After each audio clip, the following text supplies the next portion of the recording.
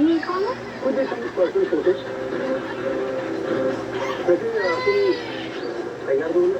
अरे, I'm an action actor. तैयार हो बिल्कुल. अरे relax. आप बहुत ज़्यादा हाइपर हो रहे हो. Raman, I know what I'm doing. लेकिन कि मुझे भी उसी फिक्र जितनी की आपको है. रमन, नीति को बिल्कुल परेशान नहीं करेंगी. वो अरिजीत से पूछताछ करेंगे ना तो नीति से. तो just calm down. रिश्ता ये सिंपल नहीं है. अगर अरिजीत इस बात पे डटा रहा कि नीति उसकी बेटी है, तो पुलिस नीति से बात करेगी, उसे अपने साथ ले जाएगी. तो तूने बहुत बड़ी मिस्टेक की है. मुझे नहीं लगता.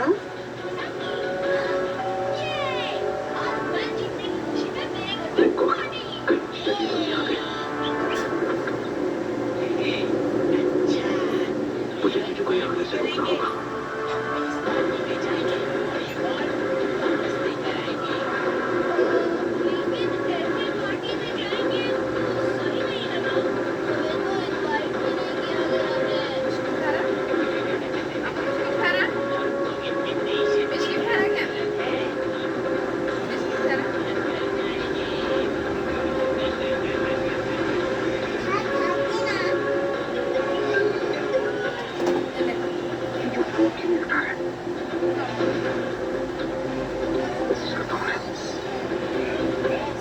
रमन, हाँ?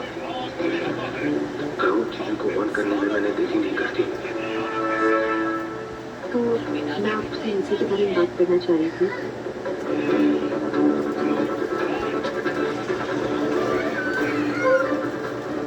कैसे?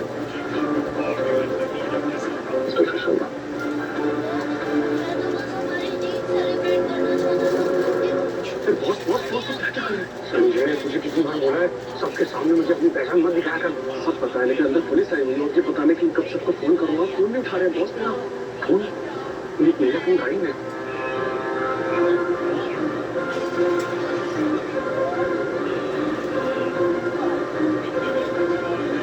शामिल कहते हैं इसको देखिए ना. मैंने भी कितने कॉल किया आपको. शामिल की मैसेज ये सब लेकर बनना मत आना. Good job. तो ऐसे ही मजा रखे. मैं तो पहले से कह रही थी इस प्लान में प्रॉब्लम ही प्रॉब्लम है. वो नेचुरल एक्टर. अंदर बैठो. रास्ते में समझ आता हूँ. चलता हूँ. हाँ.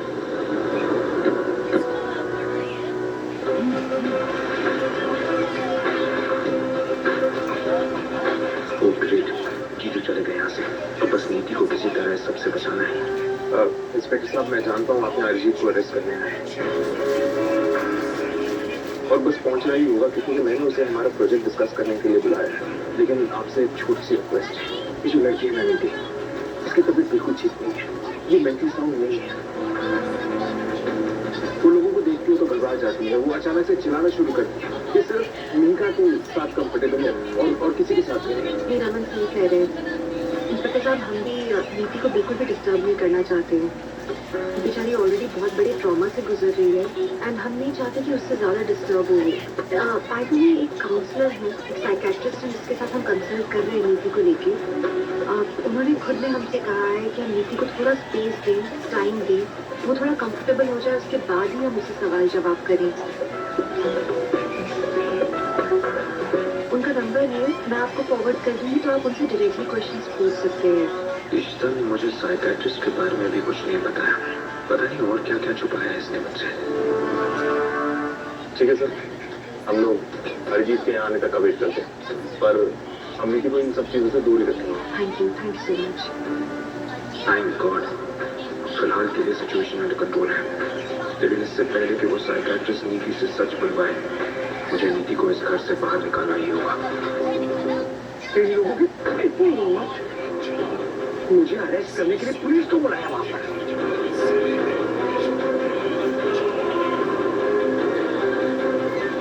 पानी लेके आ.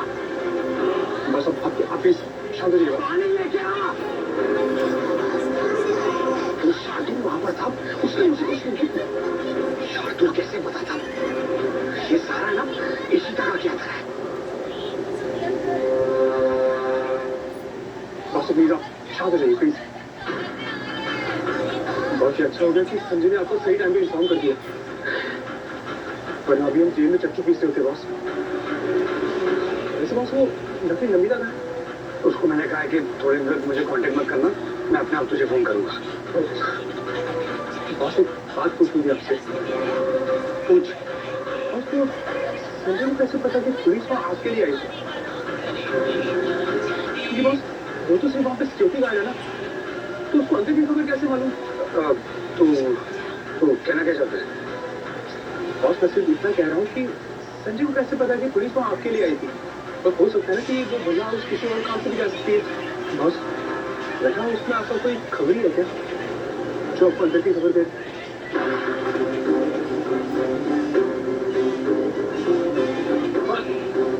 तुम लोगों को ज्यादा सारा समझते हैं? हाँ जरा सारा समझते अपने आप को। मैं ऑलरेडी वहां पर जाकर एडमिट कर चुका हूँ ना कि नीति मेरी बेटी है, तो ऑब्वियसली वो इसी ने पुलिस को बुला लिया होगा वहां पर, क्योंकि वो इतनी आसानी से हंसी खुशी नीति को मेरे साथ थोड़ी भेजेगी वो। पर तू है ना ज्यादा दिमाग मत लगा अपना। हाइपर क्यों है बस मैं गेट लॉस्ट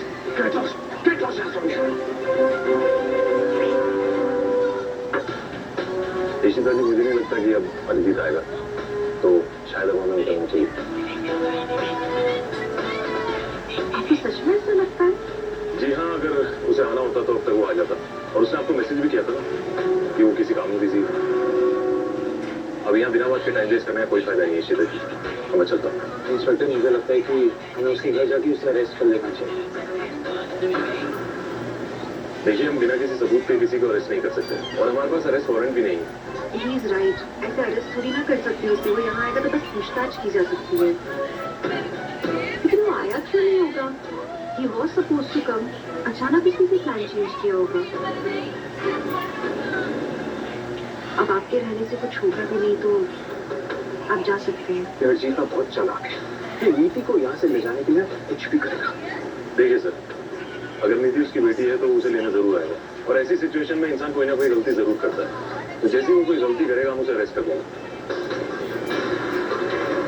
और आप लोग बेफिक्र रहिए, मैंने अपने कांस्टेबल नीचे खड़ा कर दिया है, वो यहाँ आने वाले हर एक आदमी पर नजर रखेगा और सारी की सारी इन्फॉर्मेशन मुझे देगा। So you guys don't worry, अब अरिजीत हमारे रडार पर है और बहुत जल्द इसे अरेस्ट कर लेंगे। थैंक यू सो मच, आप बहुत शॉर्ट नोटिस में आ गए, उसके लिए थैंक्स अ लॉट। तो ठीक है सीता जी, हम चलते हैं। Thank you so much. Thank you.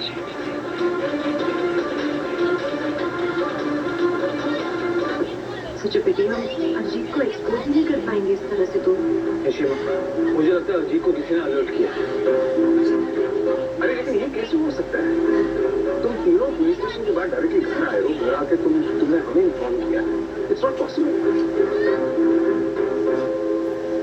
मुझे लगता है इशिता तू और करना ज्यादा ओवरथिंक कर रहे हैं। बात तो सही कह रहे रमन, सिर्फ हमें पता था, हम में से कौन अलर्ट करेगा उसे?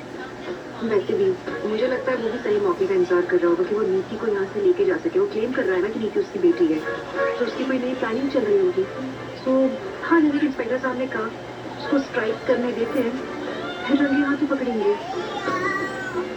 आई एम श्योर वो कोई भी गलती तो करेगा ना। Let's wait for that. तुम लोग वेट करते रहो, फिर ऐसा कुछ नहीं होगा। जब तक मैं यहाँ हूँ, अरिजीत जीजू नीति को कुछ नहीं होने देंगे।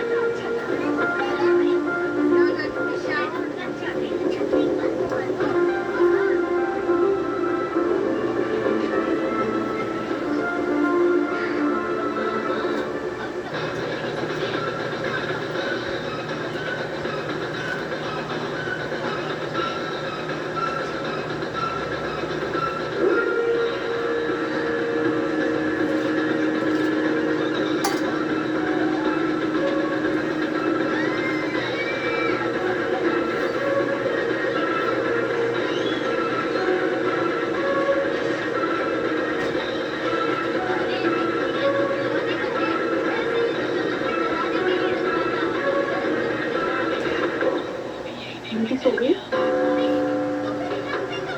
हाँ सो गई है। आज उसके कोई स्केच भी नहीं बनाया। अगर मैं इतना गिल्टी फील कर रही हूँ ना इस वक्त, मैं आपको बता नहीं सकती। हमने डिसाइड किया था कि हम उसे फोर्स नहीं करेंगे, फिर भी मैंने उससे जाके जीजू के स्केच के बारे में पूछ लिया और वो नाराज हो गई। मैं सिर्फ उससे इंफॉर्मेशन निकलवाना चाहती थी, मेरा सिर्फ वही इंटेंशन था और मैंने सब गड़बड़ कर दी। सीरियसली आपको ब्लेम मत थे इस चीज के लिए। हमें सभी एक्सपर्ट थोड़ी ना इस मामले में, लोग सब कोशिश ही कर रहे हैं। Let's give her some time. I hope सुबह तक वो नॉर्मल हो जाए। मुझे लगता है सुबह तक वो कोई नया स्केच बनाएगी। वो उसके अंदर से आ रहा है किसी ने। खैर तुम प्लीज इतना टेंशन मत लेना। पक्का कैसे टेंशन नहीं हूँ मैं। एनीवे पक्का सुनो, आप ना बहुत थके हुए लग रहे हैं, इसलिए प्लीज अब जाके रेस्ट कर लो। अच्छा नीति सो रही है? मैं सोचूं एक बार से देख कर आ जाऊँ। हाँ आप जाइए, मैं कर दूँ।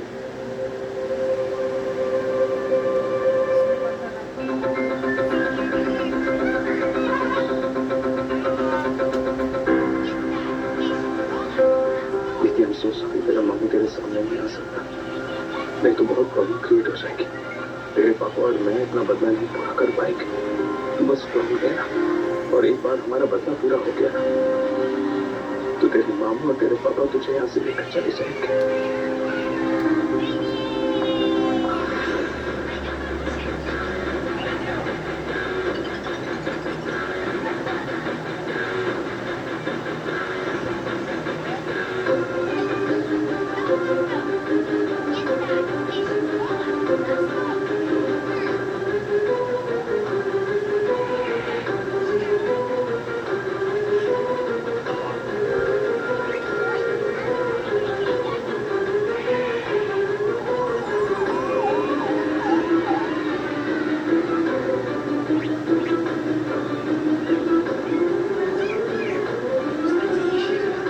इससे पहले कोई और यहाँ आए, मुझे जाना चाहिए। आज तो मैं इतनी खुश हो गई हूँ ना साधुशी। आज भाई दूज है। पता है पहले भाई दूज के दिन में बहुत सैड हुआ करती थी। मेरा भाई नहीं है ना, पर आज हम वृद्धाश्रम में जा रहे हैं तो मैं बहुत हैप्पी हो गई हूँ। ये तो तुमने बिल्कुल ठीक कहा मधु। किसी के लिए निस्वार्थ भाव से कोई काम करो ना तो मन को बड़ी तसल्ली मिलती है। सही कहा। अरे वृद्धाश्रम बहुत दूर है तो हम जल्दी जाके जल्दी वापस आएंगे। हाँ हाँ ठीक है, अरे बैठो तो सही। अरे सुनो भाई, गिफ्ट सारे तैयार है ना? हाँ ले आओ।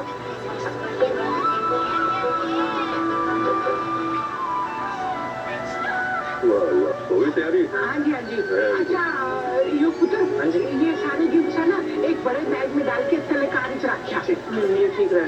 ये क्या हो रहा है यहाँ? इतने सारे गिफ्ट की खुशी में। ये सब ओल्ड एज होम के लोगों के लिए है करना।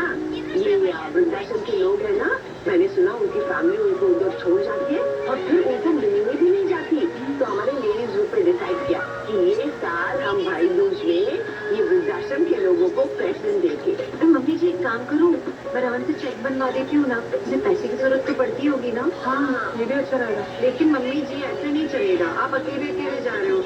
हम लोग भी चलते हैं ना, बताओ हम भी चले ऐसे सब वृद्धाश्रम। हाँ दादी, सब लोग चलते हैं ना।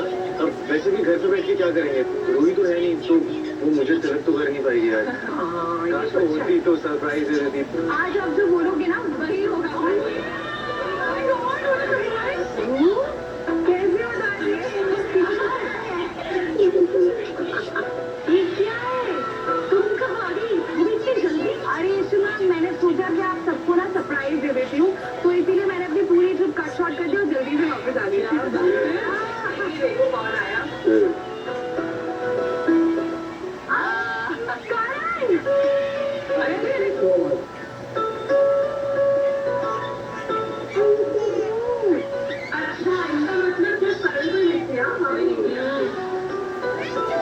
अरे ऐसा कुछ भी नहीं है, ऐसा कुछ काम है नहीं। मैंने आप सबको मिस किया, बहुत ज्यादा मिस किया और करण को भी मिस किया।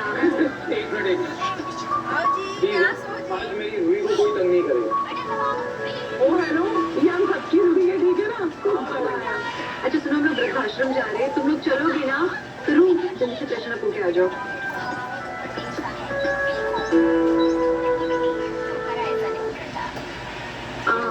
वो ओल्ड एज होम में चेक डोनेट करना तब बन गया। हाँ मेरे हाथ में पूरा।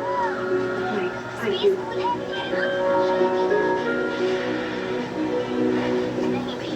इशिता, मुझे एक फ्रेंड से मिलना जरूरी है। उसे मिलने के बाद मैं ओल्ड एज होम आ जाऊंगा।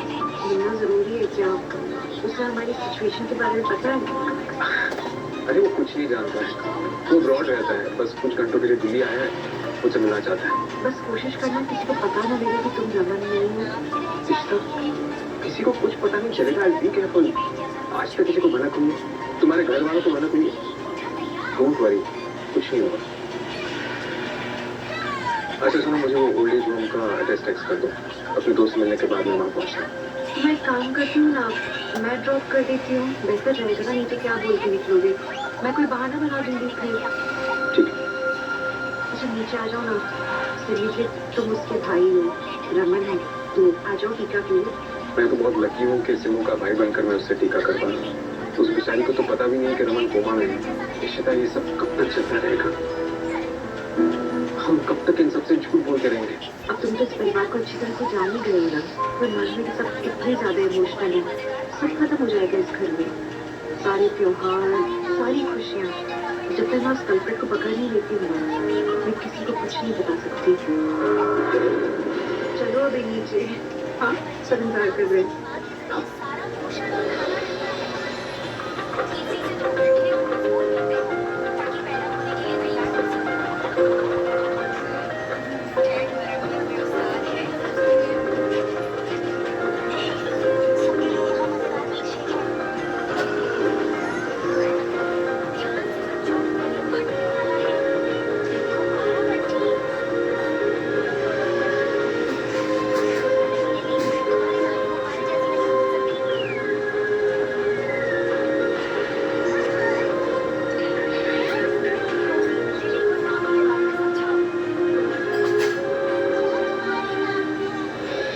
क्यों कर रहे हो ऐसा? पता है आगे जितने बार कॉल आता है ना,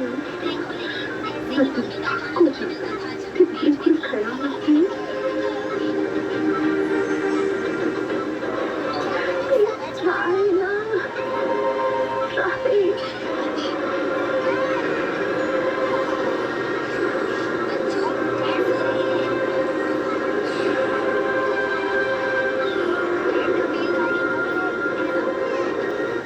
की अल्टीमेट ड्राइव सीन का